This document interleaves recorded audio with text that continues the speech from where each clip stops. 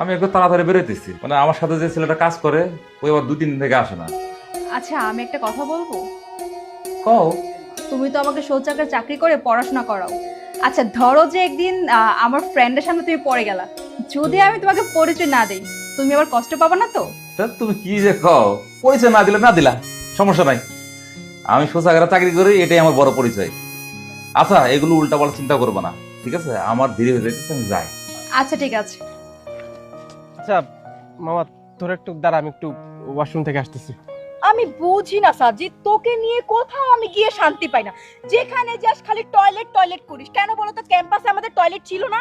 আচ্ছা বাবা বাদ দে না, ওকে যেতে দে। আচ্ছা যা তাহলে তুই।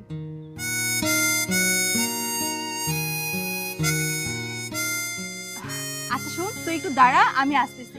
তুই আবার কোথায় যাবি? আরে বাবা আমি একটু টয়লেটে যাব।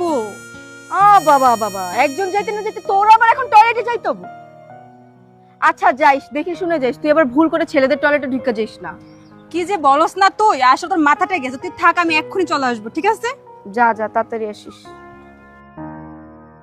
আরে তুমি এখানে কি করো? এখানে কি করতেছো তুমি?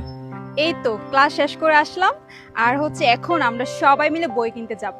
এদের ভিতরে আমার ফ্রেন্ড টয়লেটে গিয়েছে, ওই যে দেখো আমার বান্ধবী দাঁড়িয়ে আছে। আচ্ছা তুমি কি এখানে কাজ করো? হ্যাঁ আমি এখানে ডিউটি করি। আচ্ছা তুমি যাও, তোমার বন্ধুরা যদি এখানে তোমার দেখে ফেলে তাহলে অন্য কিছু ভাববে। দেখলে দেখো, তাতে আমার কি? আরে তুমি বুঝো না কেন? তোমার যদি এখানে দেখে ফেলে তোমার বন্ধুরা, তাহলে তো বুঝে ফেলবে তুমি আমার বউ। কি রে মামা, তুইও কি ওয়াশরুমে যাবি নাকি? তোর এতক্ষণ লাগে বাথরুম করতে? আমরা তো বই কিনতে যাব বাবা।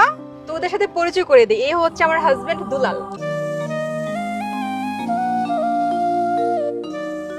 ভাই আমি মুরাদ। আমি দুলাল। আপনার কথা অনেক শুনেছি ওর মুখে।